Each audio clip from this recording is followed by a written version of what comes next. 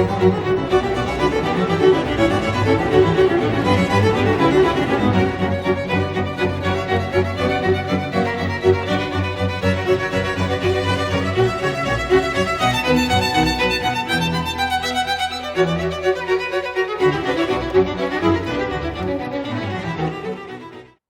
everyone. Welcome back. I'm so happy. We have a wonderful guest today. We have musicologist Professor Guido Olivieri from the Butler School of Music at the University of Texas at Austin.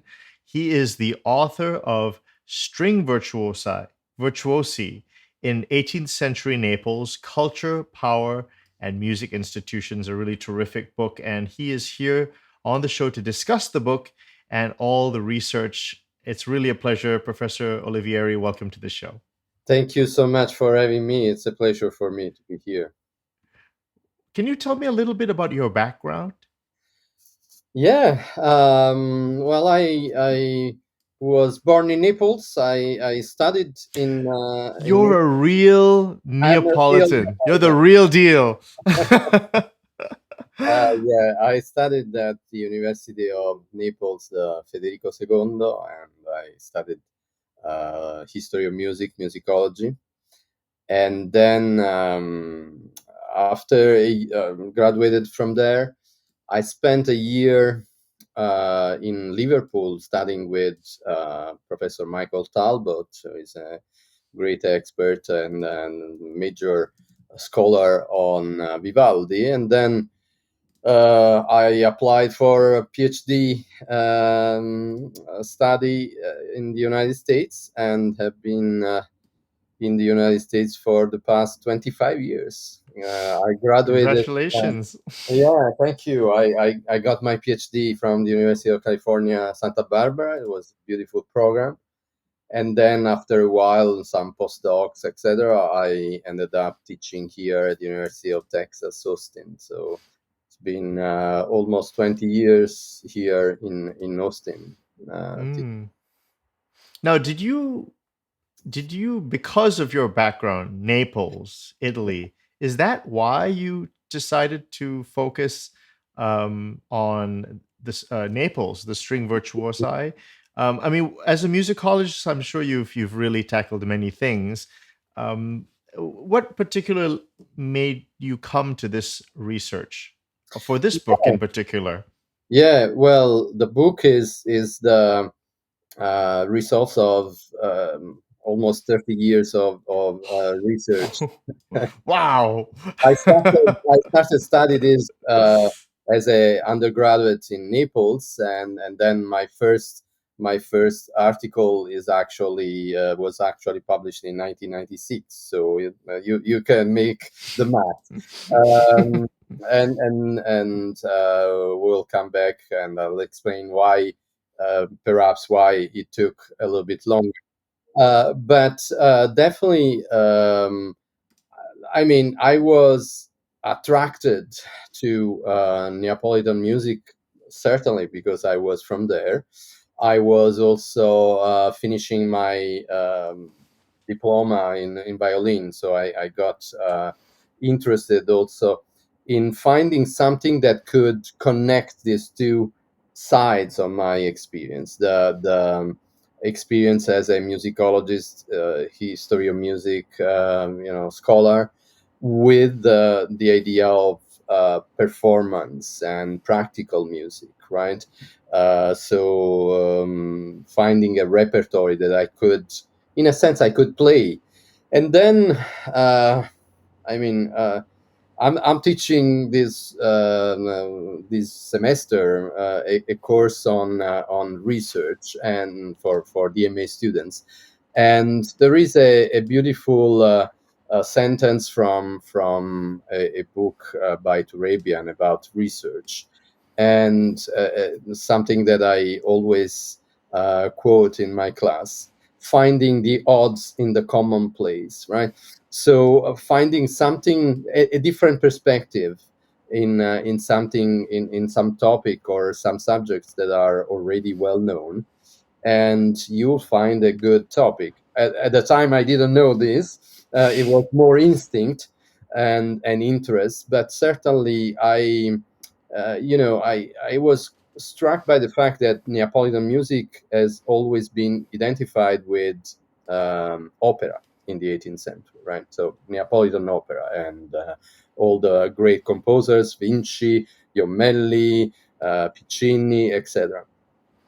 And then nobody talked about instrumental music, and I was wondering, well, yes, great operas, but who was playing in the pit, right, in the orchestra, right? And there was no information about that. I found out that really um, very very few articles. I could count maybe five of them would talk about string music in Naples, because Didn't people, when did people record like Leonardo Leo, Durante, and because I know there are cello concertos and a yeah. bunch of was the recording happening in the 20th century, or did that happen relatively recently? No, there were a few recordings. I still remember one LP that was recorded by some Neapolitan performers, which included some sonatas by Ragazzi, for example. But there were certainly those were certainly the exceptions. I think that in the 90s, even late 90s, we started to see growing a little bit this interest about on the for example the Leo's cello concertos and some sections of this repertory. I mean, Leo concertos, the cello concertos were well known, but not so frequently performed. I would say that in the past perhaps 20 years, maybe from the beginning of this century, we have started to see really a blooming of interest, not only on the usual repertory, but also on less known composers and sonatas and repertory in general from. We say less known today, but that's not what the case was back then, right? I mean, Yeah, they were not less known back then. right. And this is, in a sense, the discovery that I made with a lot of excitement when I started. Because, as I said, I had to start almost from scratch. There were very few articles that talked about one or two composers, and I started digging and going into the archives and trying to find out who these performers were. And what I discovered, I couldn't know at the beginning, of course, but I discovered gradually that they were not at all unknown and were very famous. They Some of them traveled from Naples to other centers, and they were both violinists and cello players, very influential, actually. And what my book, this recent book, tries to demonstrate is exactly that there was a very strong, lively, and influential school in Naples of instrumental music. So, yes, perhaps those are names that we are not familiar with today, but definitely they were well known and very much into the mainstream of development of music at the time. Mm. And Can I? Oh, yeah, sorry. Go ahead. no, please. Oh well, we have a wonderful itemized list of things to get through, and I hope we because I go on tangents, and I really apologize to my audience too. Sometimes I just want to ask a question, which is curious: is you're from Naples? Did the word was Partimento growing up in Naples? Is that rediscovered, or did you always know the word Partimento? No, the word Partimento, I should say, I'm not. That's not the focus of my scholarship, of course. But the Yeah. word Partimento was in a sense lost. I studied at a conservatory as well, violin. As I said, I took a diploma there, and I studied for a little bit harmony. uh, some of the principles of that you find in the Partimento, right? The description, for example, the rule of the octave, etc., was still transmitted, communicated, and taught at the conservatory by some teachers. So uh, when there's been this, in a sense, this rediscovery of the Partimento tradition in the past 10-15 years, um, some of the aspects of the Partimento, although we didn't call it Partimento, some of those aspects were familiar to the musicians in Naples, uh, but not in such a systematic way. Then, of course, I mean, I was personally a little bit more familiar with that for a practical reason, because I was studying in Naples, and as you know, together with Rosa Cafiero, I think you have Yeah. you there, and she Great was scholar. actually, yeah, and she was actually starting to look at the Partimento tradition. So the word Partimento was circulating into in the area of history of music in Naples, and that was a very recent institution in the 1980s when I started there. I arrived a few years later than Rosa, and she was already looking at this repertory. I think that so it was known by some few, and they had started to study this. I think the great success and explosion, in a sense, of the study of Partimento has happened in the past 10-15 years, thanks to the books by Bob Gerding and Giorgio Sanguinetti. They really put all the theory out there, and I think that there has been a lot of good reception. And I think that uh, these things are a little bit a circle. I think that it was also the right time, because there has been an interest on Neapolitan music beyond opera in general. So, I mean, the Partimento, the rediscovery of the Mm. instrumental music, are part of this larger interest in rediscovering a musical culture in Naples in the 18th century. Right, right. Now let's talk about string sonatas. Yeah, So we think of Haydn with the string quartet, and it starts with him. But he had a Neapolitan teacher. He had Nicola Porpora.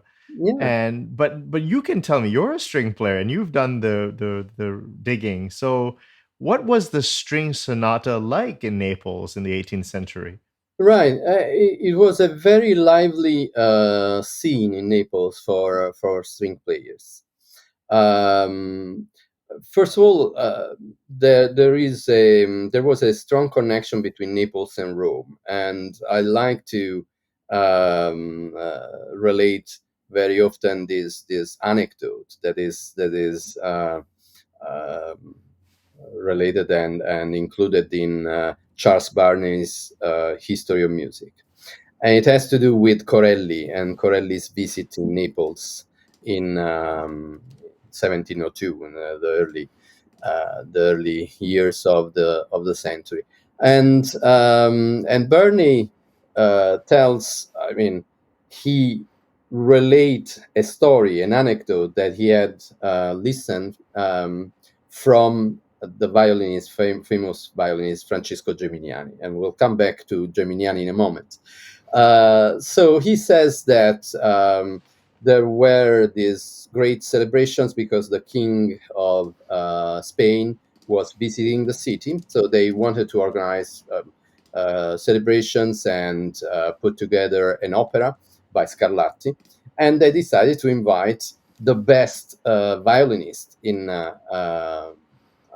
Europe at the time, the divine Arcangelo Corelli. So Corelli was very reluctant, and then he decided to accept the invitation. He came to Naples with his companion, professional and companion in life, Matteo Fornari, his second violin. They arrived in Naples because he was a little bit dubious about the fact that he could play with Neapolitan string players. And the anecdote goes that uh, he was playing this opera by Scarlatti, and all of a sudden he came to a passage that he was not able to play. He did a mistake. So Scarlatti stopped the rehearsal and said, "Okay, let's go back. Let's start again." And the second time, Corelli again made a mistake on that passage, but he was surprised that the first violin of the orchestra, the Neapolitan orchestra, Petrillo, was able to play this passage without any problem, with a lot of agility Mm. um, and talent. And he turns toward Matteo Fornari, his second violin, and says, "Oh, si suona a Napoli. They play in Naples." Now, this is, of course, an anecdote. We don't know if it's true, it's not true. It seems really many of the Corelli's biographers have said it's Mm. impossible that Corelli could make mistakes of this kind. But it's interesting, the anecdotes, because, first of all, there are several elements that are true. I mean, I Mm.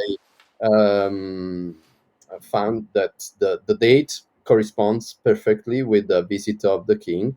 Corelli was indeed invited in Naples. We have documents that say that he was.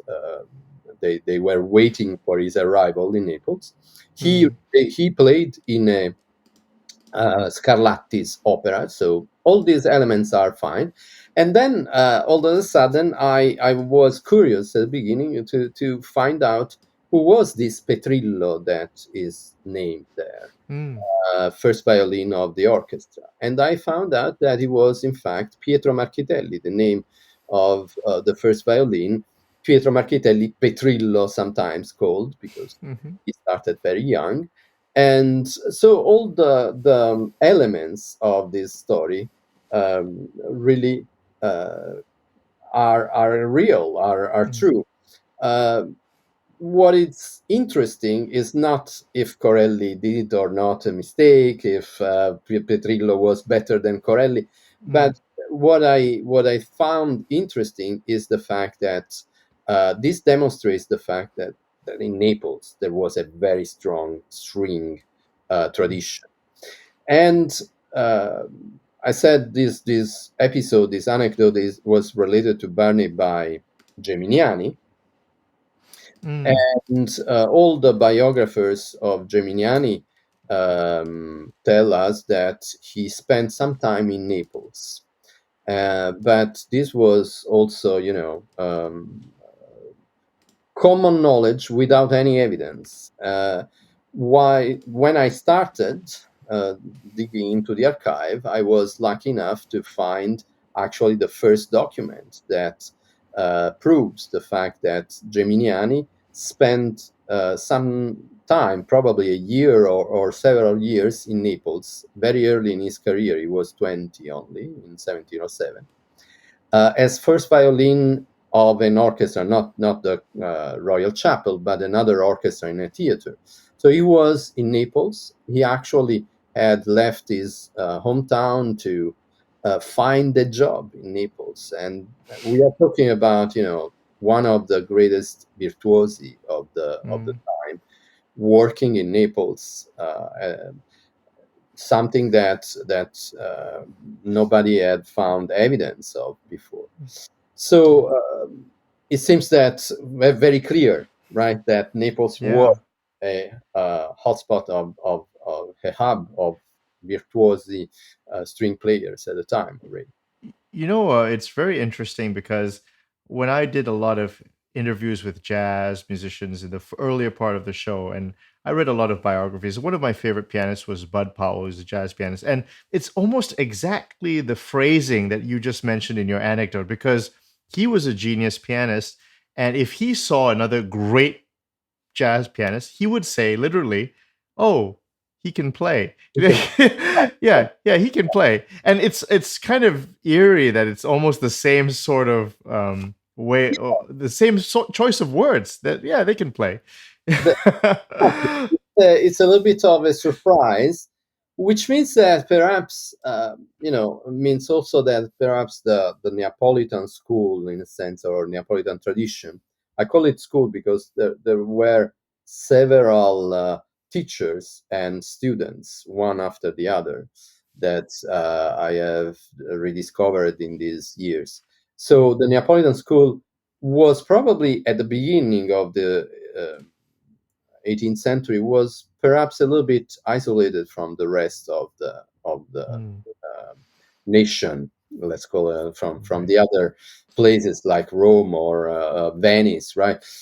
And that's another point that made my research a little bit difficult at the beginning, but also exciting, because when we talk, as you were saying, right, string sonata or string concerto, we connect this uh, with Italian centers like Rome, like Venice, like Bologna, for example.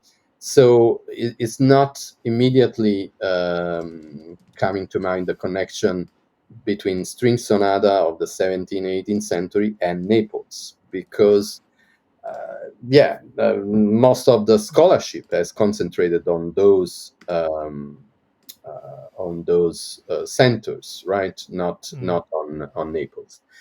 Uh, but the discovery through the archival work that I have done is that Naples was uh, growing, in a sense, this local tradition, but there were also connections with the other centers.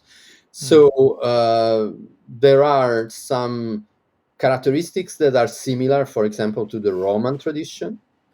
The use of counterpoint, for example, in some several of these they sonatas. look so close on the map. Yeah, Naples and Rome. well, they were very close, actually.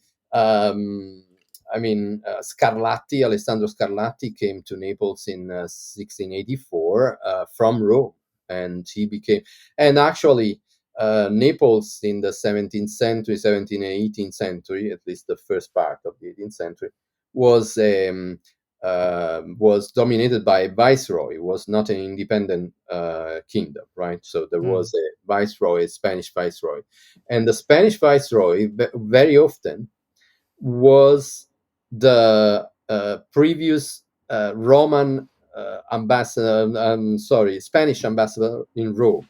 So they started with that office as a Spanish ambassador in Rome, and very often they were promoted to viceroy of Naples. So the connection between oh. Rome and Naples was not only cultural, musical, artistic, but also political. It's Yeah, very the name of your book, String Virtuosi in 18th Century Naples, Culture, Power, and Music Institutions. Maybe we should talk about that, the culture and the power. So wait. So you said Spanish? So Naples wasn't ruled by Italians at that time; it was ruled by the Spanish. yes, was under the domination. Naples had been dominated for centuries by French, by Spanish.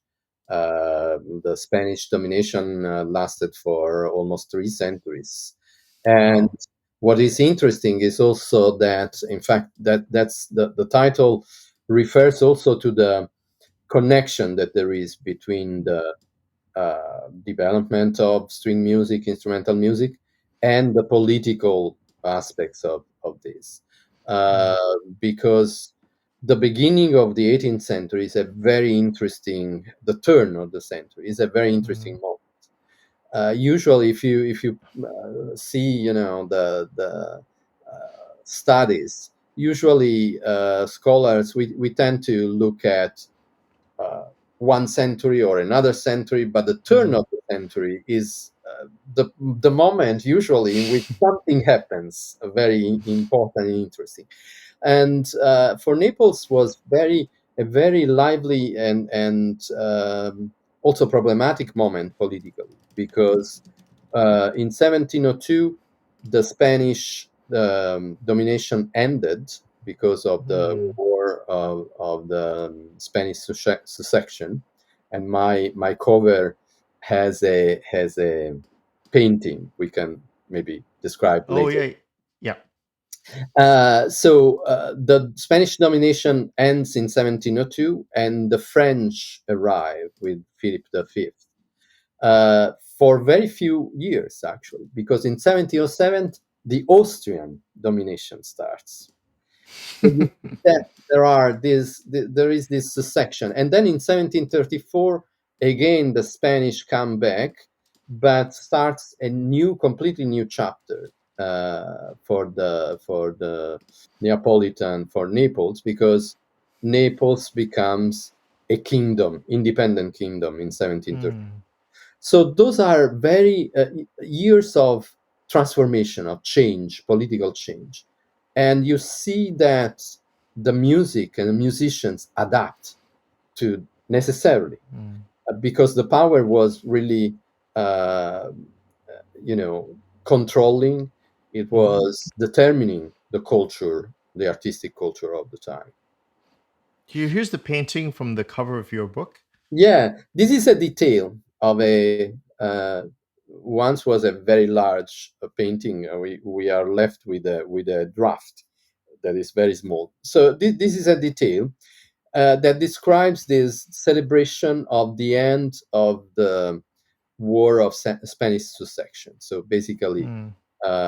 in Spain, the king of Spain dies without heirs, and so a big war starts with all the powers of European powers to, find the redistribution of power in Europe. And here it's interesting because this war, this painting actually describes the peace at the end in 1713, and there is a little detail in the background that shows the Gulf of Naples. And Let me try and bring it up again. yeah, sorry. And the Gulf of you see the Vesuvius.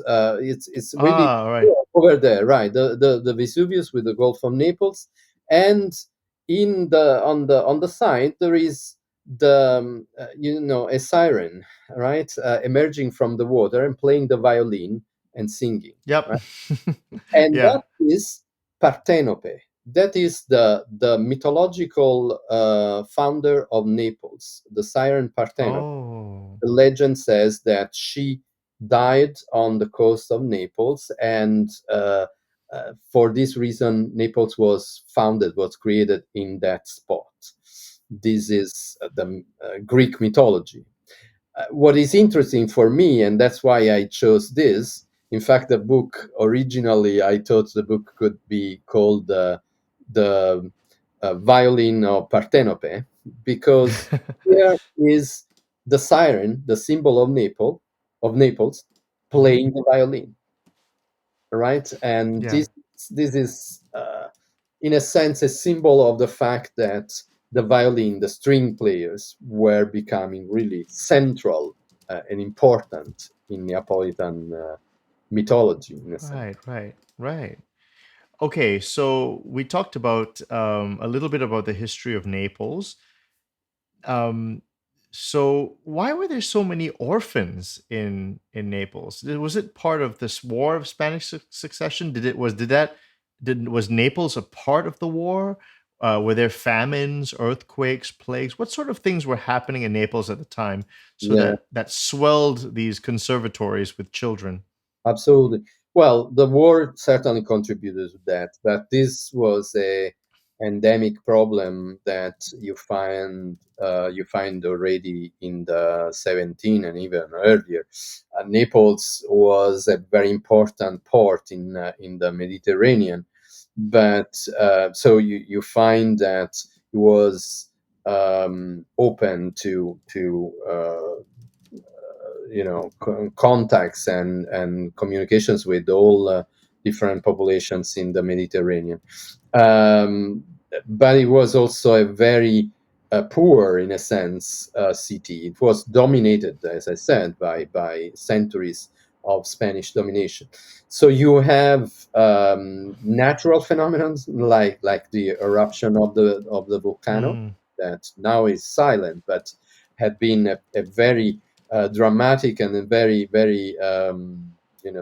scary presence for centuries, and then famine, and then the plague, yes, constant wars. So this, and also phenomenon of the society like prostitutions, unfortunately. So you had all this, and you could see during the 16th, 17th century really uh, large groups of abandoned children in the city, going around without any future, and in some cases dying in the city.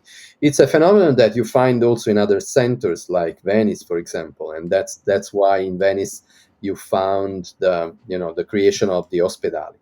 So at a certain point in the 16th century, they some religious orders started to put the question: what should we do with these children that are abandoned in the streets? Mm. And so they opened this as orphanages, basically, to give a trade, to give a future to these abandoned children. It was a very sad situation, but it was a very clever, at the same time,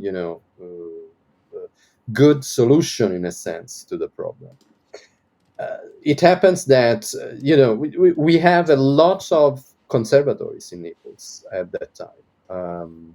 Conservati, right? That's Yeah, the conservare. Conservare now it means to preserve, and many things that conservatory means to preserve the music. And it's not. They were preserving the children. They were preserving that's the I had health. no idea. The first time I heard that, I was like, wow, Yeah, that is really interesting. I think, I mean, many scholars have done a great job on describing this. I think one of the most recent books is um, Professor Gerdingen's book on the children, right? And they were preserving the health and welfare of these children. So Mm. initially, it was had nothing to do with music at all. Then they discovered, and they started to think, well, we have all these children, we have a lot of demand, musical demand Mhm. in the churches in Naples. Why don't we put the two things together? Why don't we Yeah. train these children as musicians?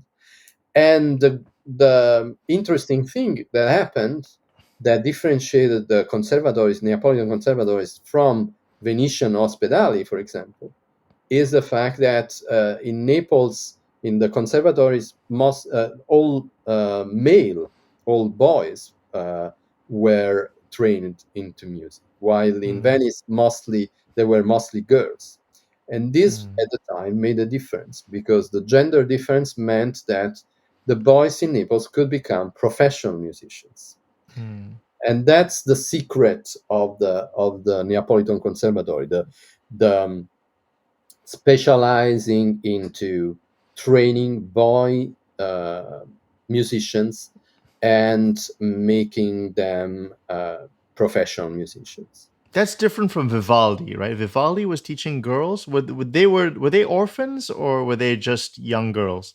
They were a mixture, as in the Neapolitan conservatories. By the way, Mm. at the beginning they were only orphans, but then when they started to become more like music schools, then Mm. we see both in Naples and in Venice, um, especially in Naples, actually, uh, students enrolling, paying a fee to get into the school. Mm. In Venice, there were these girls that were mostly abandoned, and they were raised in the monastery. And Vivaldi, yes, was teaching only these girls. Mm. Very interesting, because they could only play behind metal grid. They could not be seen Mm. by the audience in Venice. While in Naples, they were trained for 8, 10 years, and Mm. then they became professional musicians. It's very Mm. interesting. I have done a lot of work, and I'm still doing, actually, in these days, working on notarial archives, because the conservatories had a notary who would draft a legal contract with the figlioli, with the young students, saying, their name, their age, where they were coming from, how much time would they serve in the conservatory. So it's Is very, that well preserved? Is all of that information yeah, well yeah, preserved? yeah. Wow. We still have quite a bit of these documents from the notary of the time of the conservatory, and I'm working on the Conservatorio della Pietà in Naples, in particular. And yes, we have all these documents with all the names, the age, and the Wow. time they spent, and they give us a lot of information about the training of these children, who would spend, from age 8 or 9, would spend 10 years inside that institution without going out, Mm. before becoming professional musicians. So there was, on one side, there was the great thing that they could become professional musicians, but they were also, there was a lot of exploitation, right? Labor, Mm. child labor involved in Mm. this, because they would spend years and years uh, Yeah. serving the conservatory. Yeah. You said become professionals, not just professionals, the best. Like there's a Some of difference. them, yes, some of Yeah. them became the best, absolutely. And I mean, that's why I decided for the title of this book, String Virtuosi, right? So Virtuosi. they were not only string players, but some of them became really exceptional virtuosi. Mm. And I think, I mean, the best example you can find is in the cello players, in particular. We have Mm. a score of cello players in the early 18th century who became very famous as virtuosi and as pedagogues, actually, Mm. because you have, for example, Francesco Albarea, who was perhaps the most famous cello players in Europe in his time. He started in Naples. He went, yes, beautiful. That's a beautiful image of him. He started in Naples. He entered very young in the royal chapel, and then he was called by the emperor to Vienna, and the emperor had to wait years because Alborea didn't want to move from Naples. And finally, because he Charles VI gave him a very good salary, he decided to move to Vienna, and there became really probably the cello player of chamber group of Charles VI. We know for sure that he was very much in touch and in confidence almost with the emperor. He was the most esteemed cello players in Austria and Vienna at the time, and in all Europe. There are legends about this cello player, and how some changed from moved from viola da gamba to cello because they heard Alborea, Francischello, they called him, little Francis in Neapolitan, Francischello. They called him. How well known is he today? Alborea is known by, certainly by all the cello players. Okay. I think is well known, not to the general audience, because unfortunately we have only left thus far I am always optimist.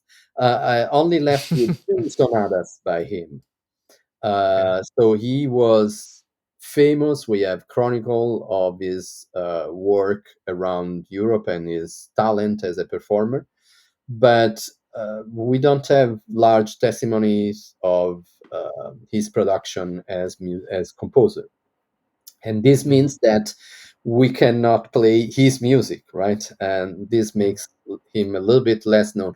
There is always this aspect that, in a sense, I've tried to change the idea that we need to deal with the composers, but actually the performers were as important, if not more important, than the composers. Sometimes they were the same person, by the way, but performers were the ones who transmitted the music around, right? We right. in an era It's without this radio and internet, etc. we there's that joke, right? That the all actors get everything and the writers are usually in the back. They don't get anything. Right. The Scarlatti declared that only an angel in human form could play in such a charming way, and he was praised by Contes, Benda. So big, huge, big names, very big names. So this is a real giant we're talking about here. They all talk about Francischiello and his talent and how this was influential for their music. Absolutely. Was he an orphan? Um, we don't know. Okay. uh, I think that he was I mean, we know that he enrolled in the school, but we are still recovering the full details of his life. Definitely. Why I ask is because let's talk about social mobility now and Mhm. patronage and these Yeah, sorts of things. So it's astounding that you can, like, a very sad, tragic beginning. You're an orphan and you grew up in a very difficult sort of situation, child labor in the conservatory. You're practicing for 10 years, and then you're rubbing shoulders with the emperor. I mean, that's a right. big jump. That's an This enormous jump. right. And this, has been said of some castrati, for example, right? Farinelli is an example. But this happens very frequently with instrumentalists as well. So, for example, Albarea was not coming from Naples; he was coming from the provinces. We can call this from the outskirts of the kingdom of the viceroy, actually. And for example, another case very clear is again Marchitelli, the first violin of the Royal Mm, Chapel. He came from Villa Santa Maria, which is a tiny, was at the time, especially a tiny village in on the Adriatic coast. And he came to Naples, entered the conservatory, from coming from a very poor family. He was not an orphan, but his conditions, initial conditions, were of extreme poverty. And then he found through music the way of becoming the first violin of the Royal Chapel, which means the most important violinist in Naples, in touch, constant touch with the viceroy, because the Royal Chapel was the resounding symbol of the power of Naples. mm, He was following all the ceremonies, official ceremonies of the viceroy in Naples, and he was the leader. Let's not forget that the chapel. When I say royal chapel, I means the royal chapel ensemble. No, that's the expression that we use to indicate the uh, musicians of the royal palace. Let's not forget that those groups were playing without a conductor, right? So the first mm, violin was really the leader of the group. mm, And he became extremely rich because he was, supported by all the aristocracy, by viceroys, and by all the aristocracy of Naples.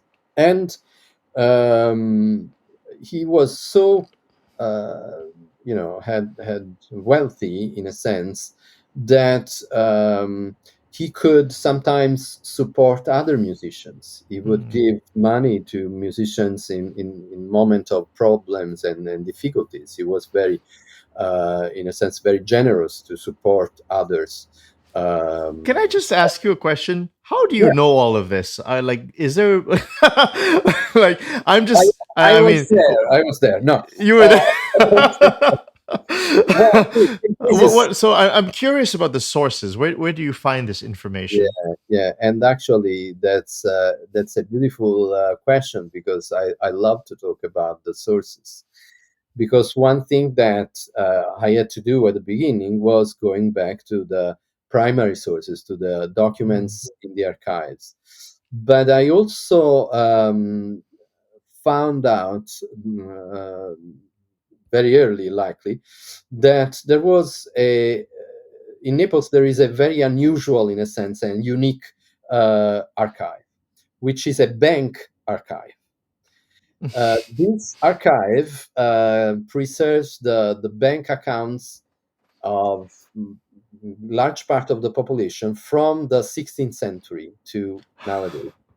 wow. It's an immense, infinite number of documents. So it is scary to go there and do research. But when I started, I was one of the earliest music historians to go there because, um, our art historians had done some work there Mm, because they had understood that if you want to find the commission of a painting, for example, a bank archive is perfect because you find all the payments of the mm, aristocratic people or the patrons to the artist. And this is what I did basically. I said, well, if the art historians have done this for painters and artists, why can I do the same? Cannot do the mm. same with musicians, right? And this is how I discovered most of the life of Pietro Marchitelli. Because, of course, I mean, you might say, okay, the bank archive gives you the numbers, Yeah, that's what I was thinking. Like, how can you? Or do you? but you, I guess you could infer. Oh, loaning out to Giuseppe here, loan out this, loan out to yeah, exactly. The system at the time was helping, in a sense, historians because they had to put some kind of justification or a cause for the payment. So they would describe the payment in some cases for the reason of the payment. So this is very helpful for historians, of course. But you have also to read between the lines, in a sense, right? If Marchitelli was giving money to another violinist, he could give money because he was the leader, but he could give money when he says, "I give, I don't know, $100 from my own money." It means Mm, that he had money, right? mm. And then you discover that he had some lands, that he had some investments. So you reconstruct a little bit the financial situation in a sense, but also the life and the interaction between these. That's pretty amazing. I mean, do you like? Wait a second. Do musicologists know that this is something that you can do, or did you just figure it out yourself? I don't see. I can't imagine musicologists searching through bank archives. Not many, not many who did that. Yeah, definitely. And you can imagine 30 years ago there were even less. Absolutely. Mm, The fact is that, as I said, this is a unique archive. There are not many archives of this kind around the world, and that's also a limitation. But definitely, you need to think out of the box when you start a research from scratch, right? When you don't have really other scholars who have done work before you, or not much at least. You have to figure out where I can find information, and everywhere is a good place to look for. I bet you tell this to your students, right? Look what I'm doing. Oh, absolutely, absolutely, yes. Look Not what not you have to do. not because I'm a model, but because they need. I mean, everybody, every music historian, but I guess this applies to many Yeah. other professions, needs to think out of the box and try to figure out a way to find new perspectives, new you know Mm, ideas, evidence, and things like that. As a yeah. matter of fact, Geminiani's document, the document that I cited before, the fact that he was the first violin of this orchestra, I found that in one of these bank accounts. And it was a lucky discovery because I was browsing for other things and I found that document saying, we pay Francesco Geminiani such and such amount because he was playing in these operas for the theater in 1707. I said, "Oh wow, that's amazing! This is the Mm, first evidence that Geminiani was in Naples at that mm. time." You know what's funny is I think like to play in a pub now, it's like, I don't know, $50 or something. I wouldn't be surprised if it's the same back then. They never raised the rates, you know. Yeah, yeah, and it's interesting. I mean, yeah, you can do also that. That is a work that I have done in part, but you can discover, how much they were paid and why one performer was paid more than the other, and certainly it was because he was better, maybe of the other, Mm, or playing more frequently than the other. yeah. So yeah, you can reconstruct also the larger context in this sense. So you brought up cellos earlier, and I had a lovely conversation with Professor Giovanna Barbati. Yeah. And but I want you to tell the story. You found by chance a manuscript that was really profound. So why didn't you tell that story? Um, well, I found this manuscript that was laying in Monte Cassino, that the Monte Cassino Abbey, and that contained several works by early cello composers. And this is a large manuscript that include sonatas and the largest collection of passacaglia for cello, all by Neapolitan composers. A couple of them, Rocco Greco, who is the Mm, brother of Gaetano Greco, much more famous for the Partimenti, right? And mm, Rocco was a cello player, was a bass player in Naples and teacher in Naples, and he put together this manuscript of sonatas and elaborations over liturgical works, and that's very very interesting. And then Gaetano Francone is another one. We have published an edition with Giovanna Barbati, in fact, Gaetano Francone, because in that same manuscript, which is a huge manuscript, uh, he puts all these passacaglias for cello. So on the bass pattern of the passacaglia, he elaborates that bass pattern with the cello. And even more interesting in a sense, because I was able to connect the Neapolitan school of cello with the modernist school. In that manuscript, there are two cello sonatas by Giovanni Bononcini, so very important composer. And by the way, those are the only two cello sonatas by Bononcini that we know of. Bononcini really? Wow. Bononcini is a little bit like Albarea, was very famous as a cello player before being famous as a composer. And yes, and then, but we didn't have practically only one sonata attributed to him, but probably is not by him. But Mm, these two cello sonatas are absolutely certainly by him. So these are the only two cello sonatas that I published in modern edition by Giovanni Bononcini. So it's a very rich wow. manuscript and very very important. Also because and I'm sure in your interview with Giovanna Barbati, you have talked about this. There are uh, there are connections with the Partimento tradition. There are connection with it's really demonstrates a school of improvisation and elaboration at the base, at the cello.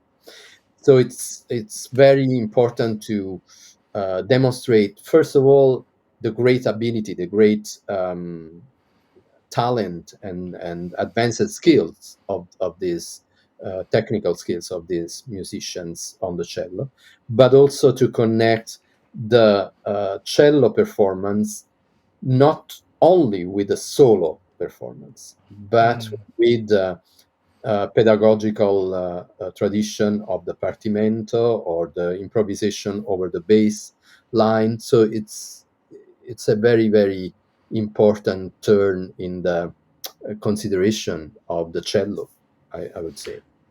Was the 18th century, or rather the beginning of the 18th century, can it be considered a sort of golden age for strings? Yeah, I think so.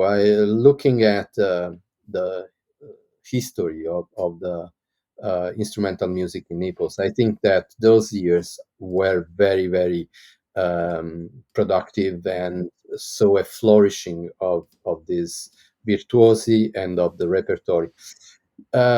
One aspect, one entire section, the second part of my book is in fact dedicated to another important element, that is the communication, the migration of these musicians, especially violinists, but also we have seen, right, cello players from Naples to other European centers.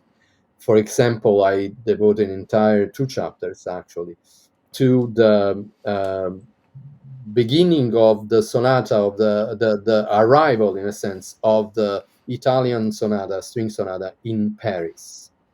And something that everybody recognized at the beginning of the 18th century in Paris, the Italian sonata started to spread and to become popular and important, and was uh, not always welcomed because the French tradition was very strong, instrumental tradition. But Oh, you have to comment on that after this. The maybe the pushback from yeah, other cultures. yeah, Yeah. absolutely. But very few before me have underlined the fact that all the violinists that were in Naples, that were in Paris, the Italian violinists that were in Paris at the time, came from Naples, actually. There were three musicians, Giovanni Antonio Mm. Piani, Giovanni Antonio Guido, and Michele Mascitti, probably the most famous of the three, who were coming from Naples, from the Neapolitan conservatories. And they were all at the same time, in the same years, 1702, 1705, those are the years, in Paris, playing for the king, playing for the, Philippe Mm. Orleans, etc. So it's a fact that nobody has underlined before because it was not really known. And yeah, and they became very, very famous, very um, really agents of these changes that happened in Paris. But as I was saying, there was a pushback. Yes, definitely, because the French tradition, instrumental tradition, was completely different. We have this famous phrase during allegedly during a concert of Italian sonatas that says, sonata, che me veux-tu? What do you want from me, sonata? I don't understand this kind of music, because French musicians, French audience was used to connect music with a program, or with dance, or with opera. So, in other words, in a sense, either programmatic or functional music. The Italian sonata is music per se, right? It's music without a Oh. program, is music, abstract, in a sense, music. Mm.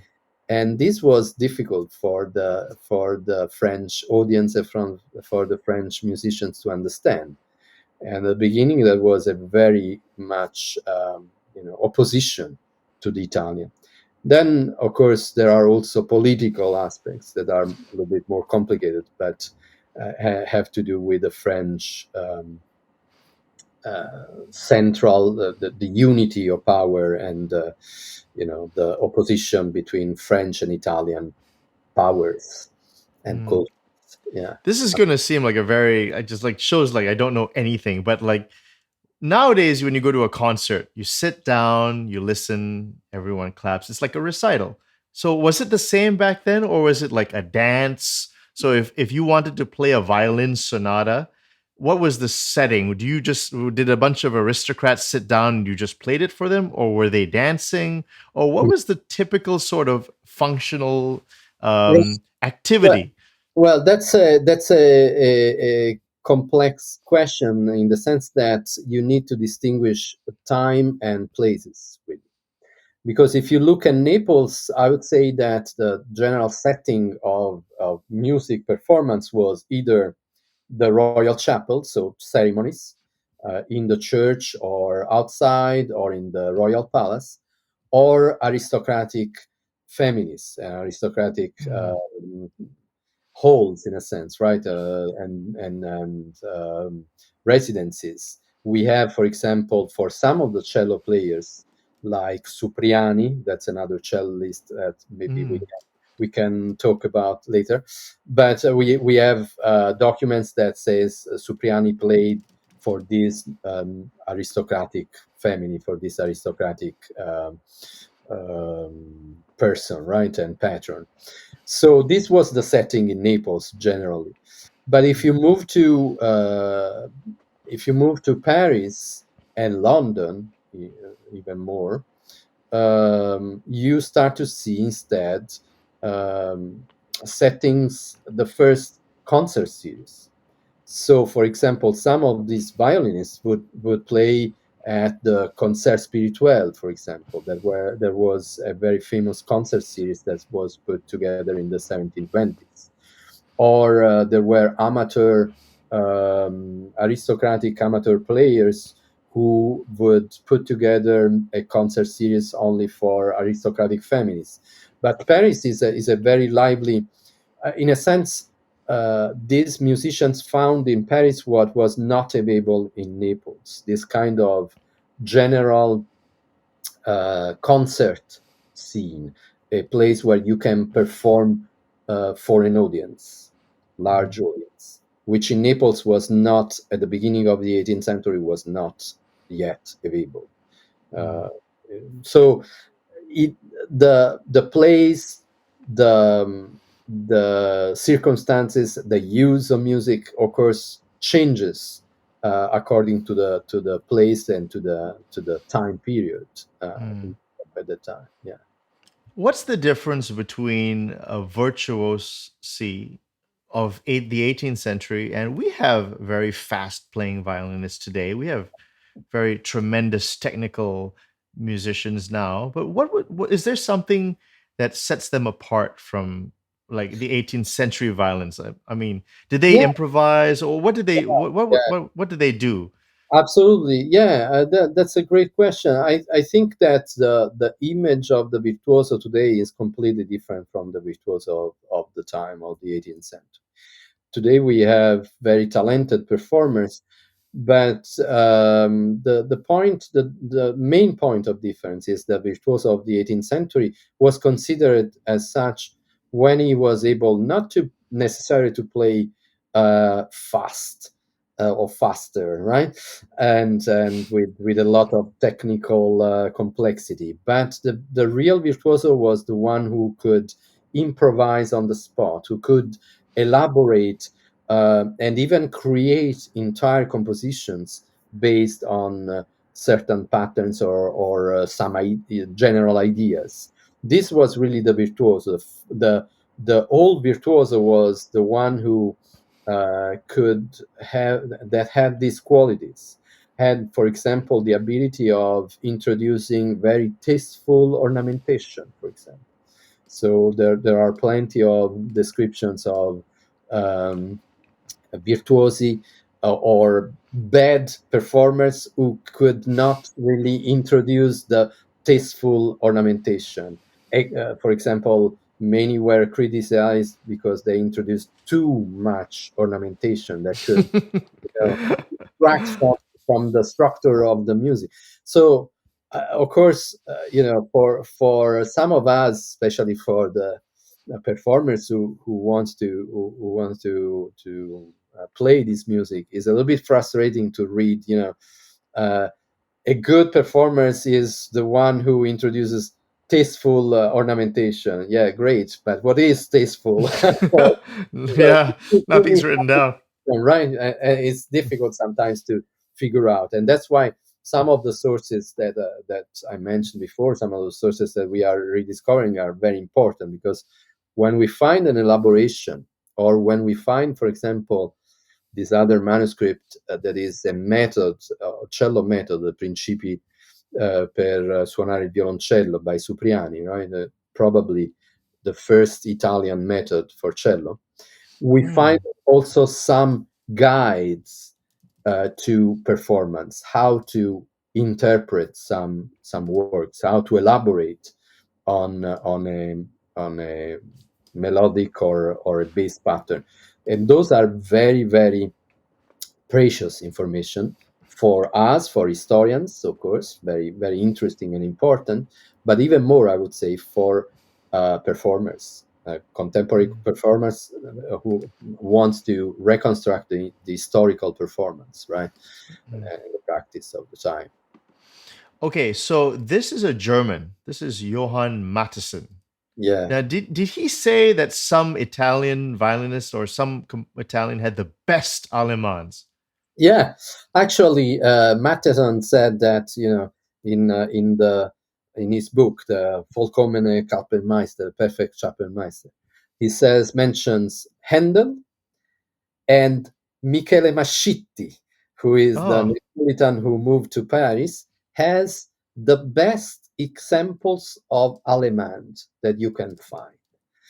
And this, I mean, Handel, yeah, of course, Handel. That's Michele Mascitti. Who is this guy? Yeah, never heard that name in my life. right, right. And in fact, Mascitti, I mean, Matheson is certainly an authority in this, and he was a contemporary of both, so very reliable and authoritative source.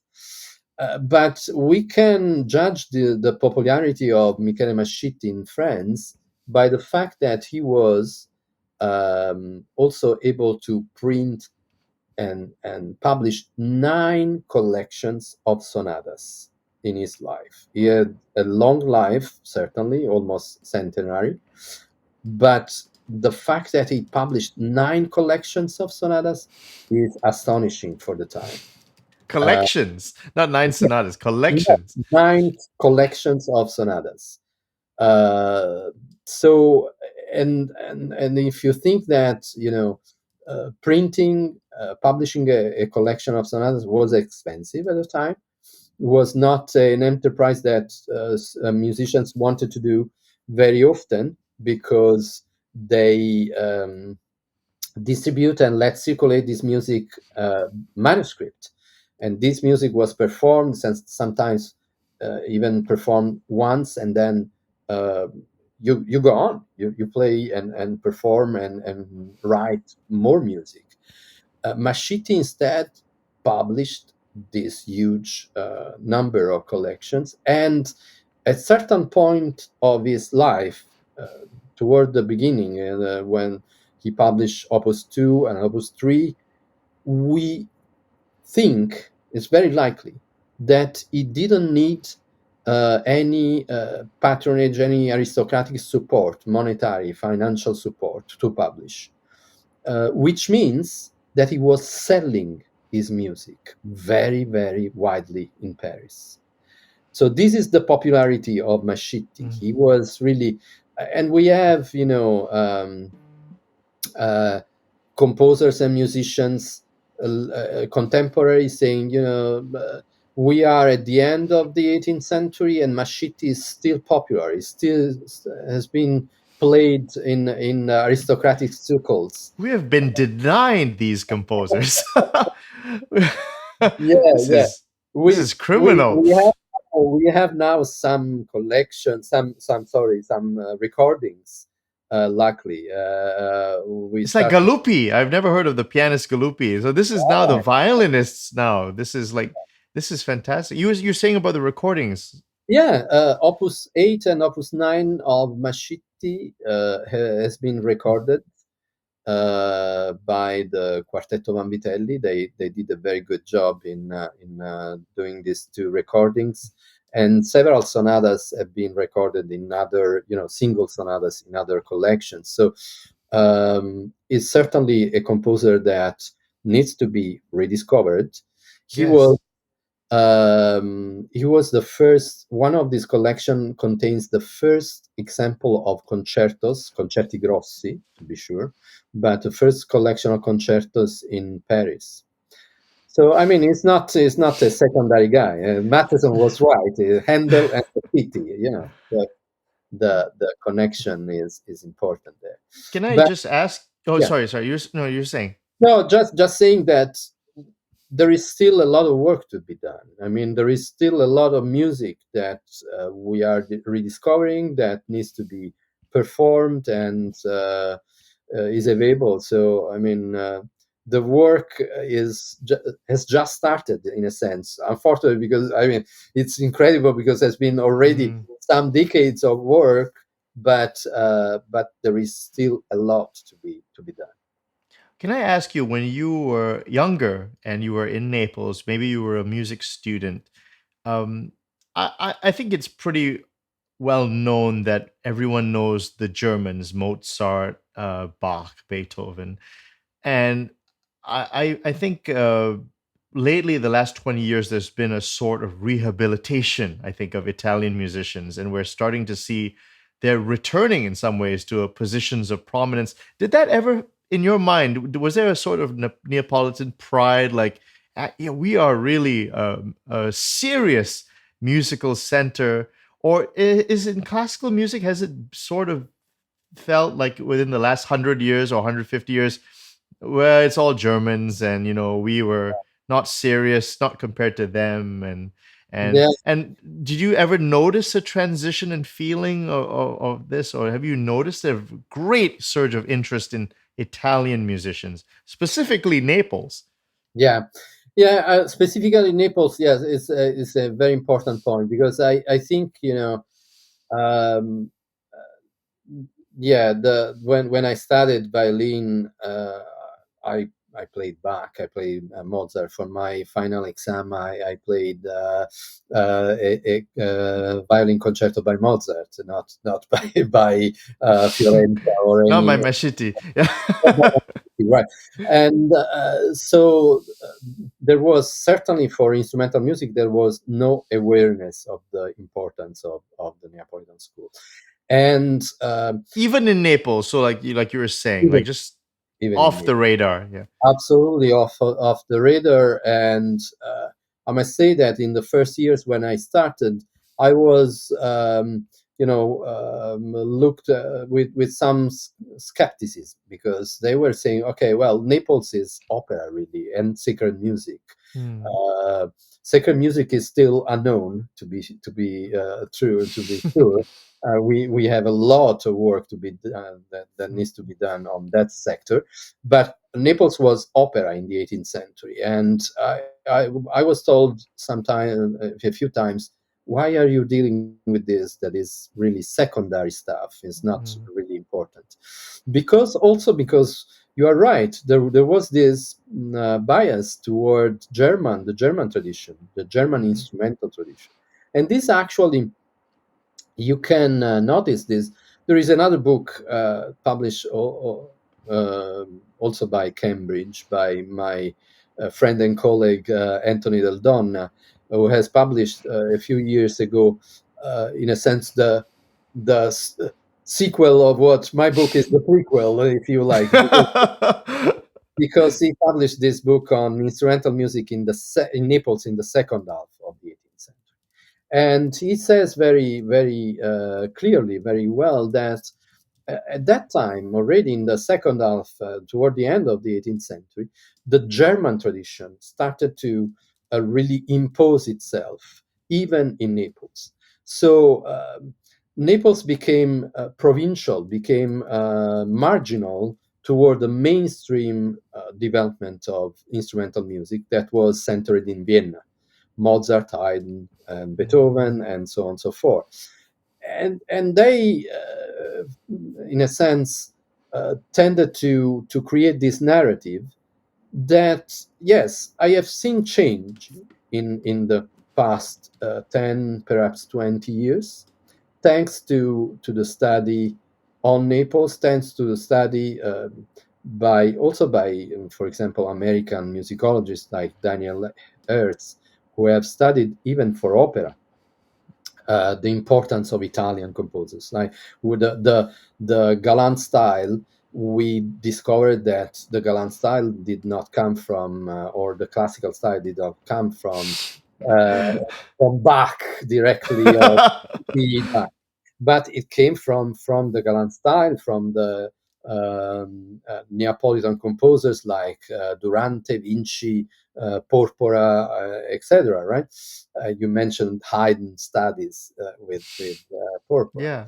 Uh, so yes, we have changed a little bit the perspective. We now know that the Italian uh, both operatic and instrumental tradition was extremely influential for the development of the so-called classical and even romantic tradition Mm, that developed later. The Neapolitan phenomenon, in particular the instrumental tradition of Naples, is relatively new and recent because, as I said, Naples was centering its attention on opera, and on the other side, instrumental music, Italian instrumental music, was centered on Venice, Vivaldi, or mm, Rome, Corelli. Naples was a little bit marginal to this narrative. I mm. think that we are, I hope at least, right, that we are rediscovering some very important figures, very important repertory.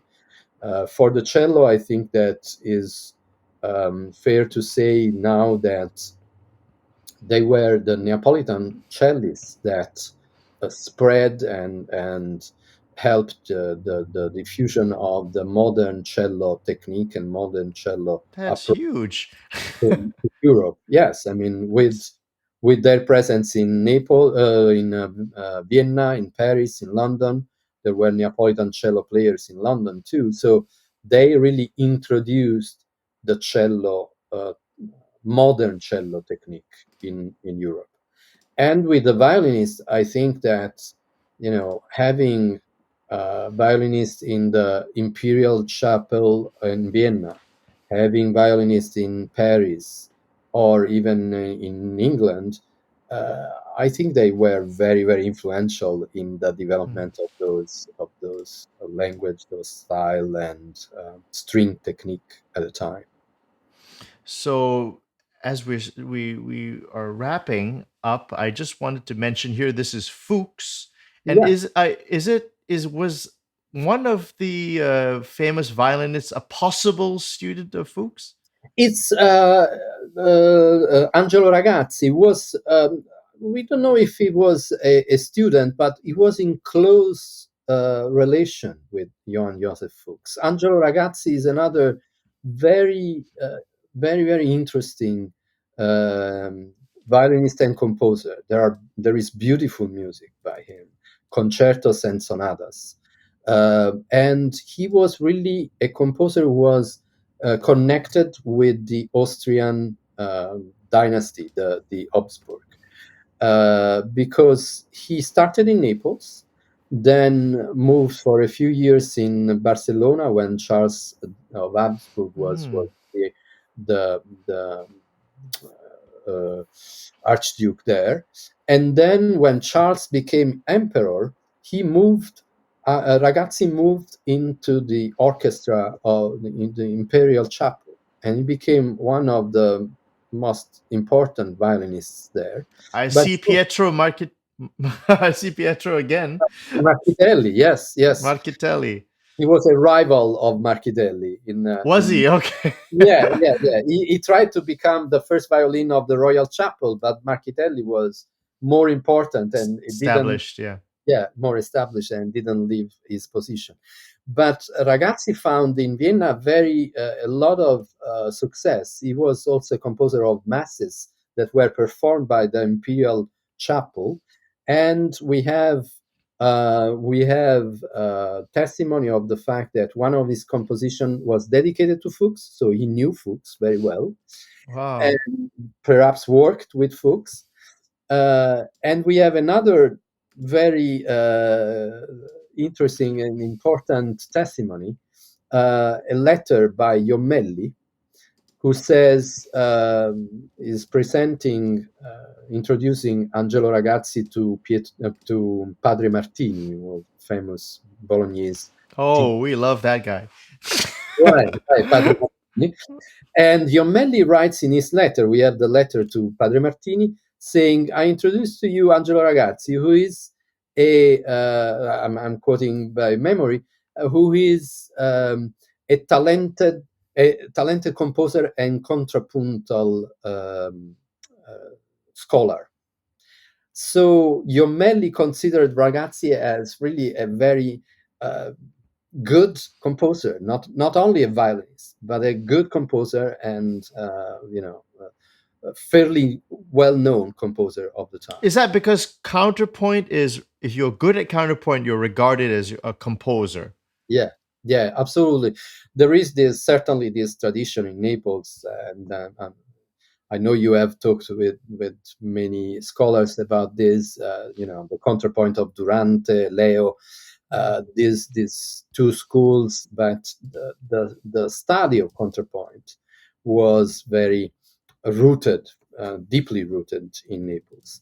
So, I mean, we don't have, I don't have, at least for now, direct evidence of the study of some of these violinists with Durante or with Leo, or their connection with other teachers, but they studied in the conservatory, and we know that all students or pupils and figlioli of the conservatory studied at some point counterpoint.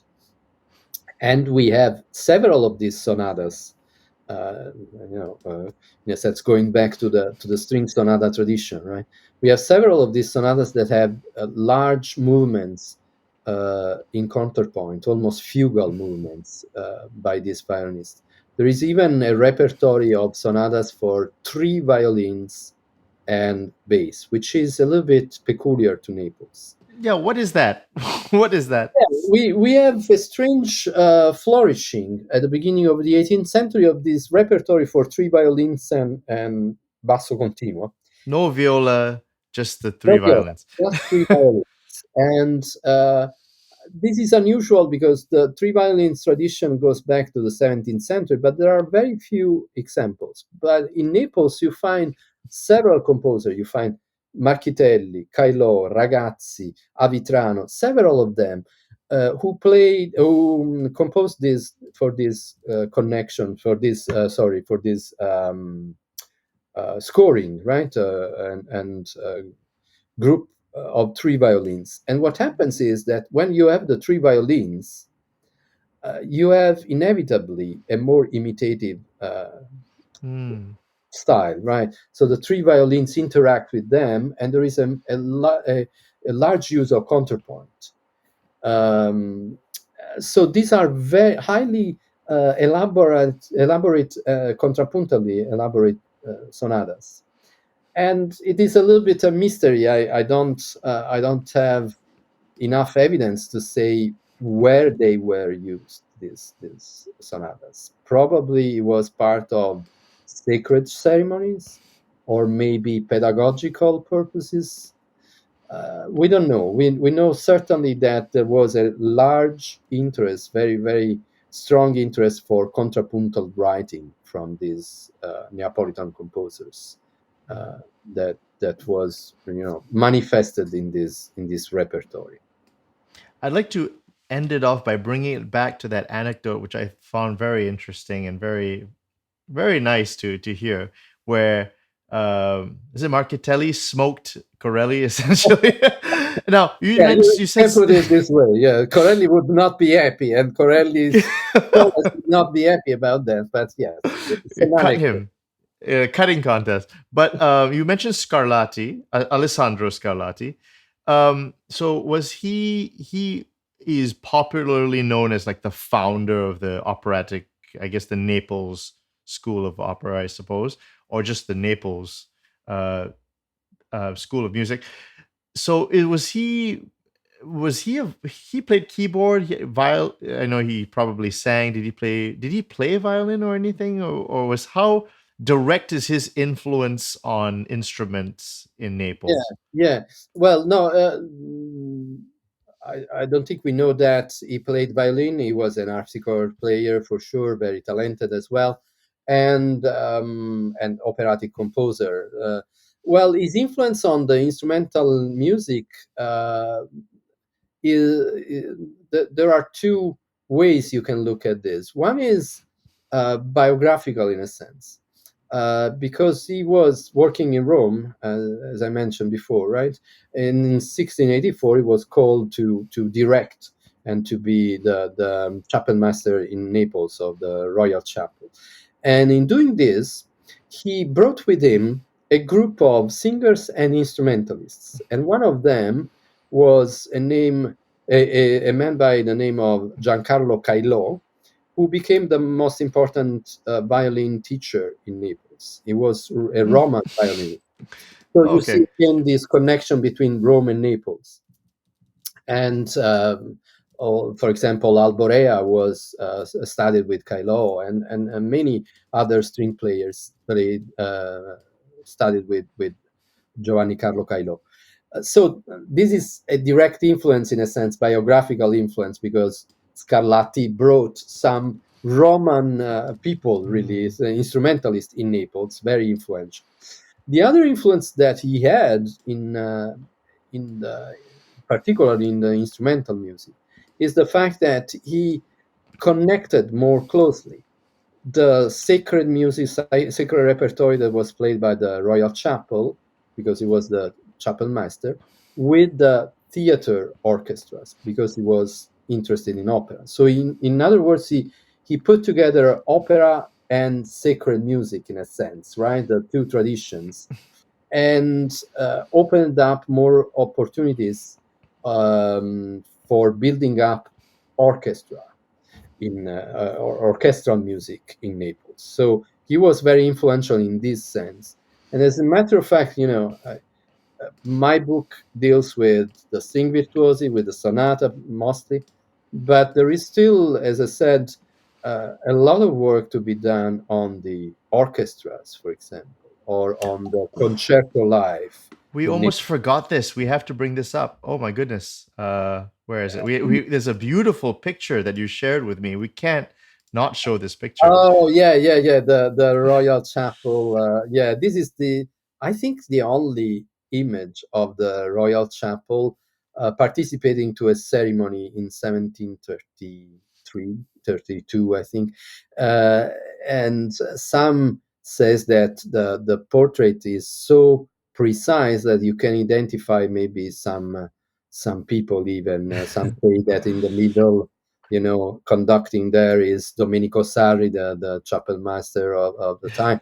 But I mean, besides this, it's very, very, it's beautiful. It's a beautiful picture, image, and you can They're understand. kneeling. They're not on chairs. They're kneeling. No, they are kneeling. They are kneeling. They are following the ceremony really, Mm. and they are. This is a huge. This is a tiny detail of a huge painting. There's a and in the central part you have the depiction of the viceroy participating to this Mm. ceremony. And it's very interesting that on this side there is this group of musicians. So when I said that, culture and power, this is culture and power, and the the music expression of the power of the viceroy, the royal chapel Mm, playing for and accompanying the ceremony of the viceroy in Naples. yeah. Beautiful picture. Really, Yeah, really wonderful picture. That was fantastic. absolutely. Wonderful. Well, I think maybe the last thing, I think, oh, there's just one more thing here. There's a list of Neapolitan. Is this a list here that we, Yeah, um, it's I've put together a list of these uh, um, recordings. Is by no means is complete, so I hope I didn't forget or put aside other um performers and recordings. And I want to take this opportunity to say that, our work as musicologists, as music historians, is important to rediscover the repertory, to rediscover these protagonists of this music. But even more important, and perhaps the ultimate goal of our work, is to have this music recorded, performed, presented in concerts, because this is not music for museum, right? This is mm, live music. This is music that needs to be performed, needs to be enjoyed as music. First of all, there is a lot of wonderful recordings. There is a lot of wonderful repertory. So I hope that this could become, in a sense, a little bit more mainstream music and performed more frequently in concerts. yeah. Well, why don't you do you have concluding thoughts on I think that would be lovely. And yeah, I mean, wouldn't it be great if young violin students today, when they learn the violin, instead of maybe what we have as mainstream, which is nothing wrong with it. There's a lot of the mainstream is very nice, but perhaps maybe we could also have some of these, maybe the originals, the Neapolitans, the so what sort of works would you recommend for students? And maybe you can also end that with some concluding thoughts. Yeah, I think this study could be helpful in two directions. One is the uh, truly pedagogical aspect, and I think that some friends and colleagues have done and are doing a lot of excellent work in this sense. The work of Giovanna Barbati, or the work of Giorgio Sanguinetti on the Partimento, on the improvisation, on establishing a new, or Peter Van Tour, Rosa Cafiero, of course.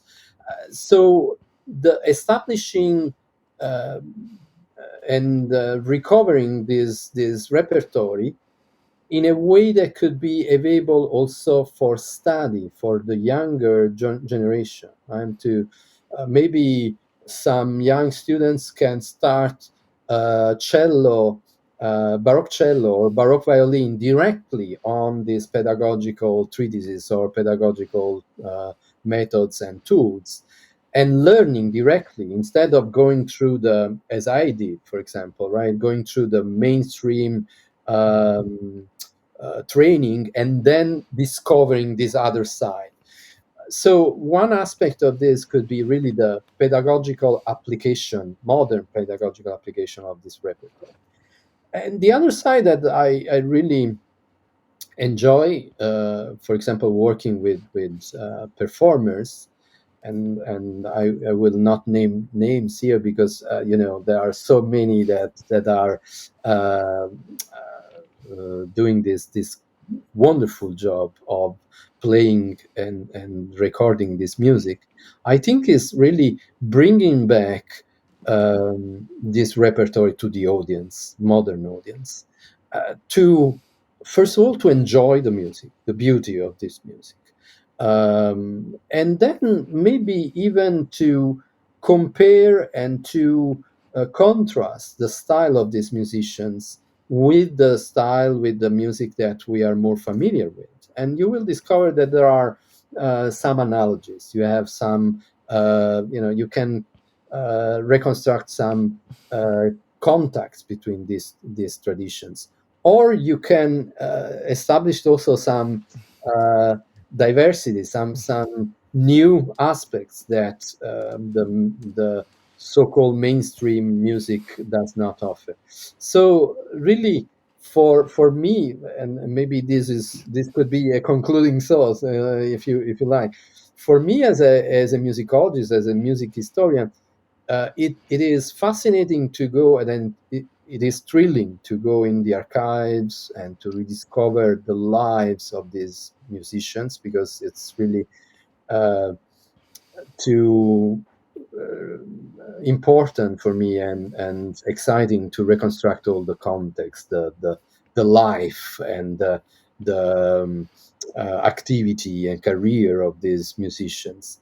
But at the same time, it's even perhaps more important to rediscover the repertory and to bring back the beauty of music, of this music, to larger audience. So I hope that uh, we can create more and more this collaboration between music historians, musicologists, and performers and scholars of historical performance. Definitely.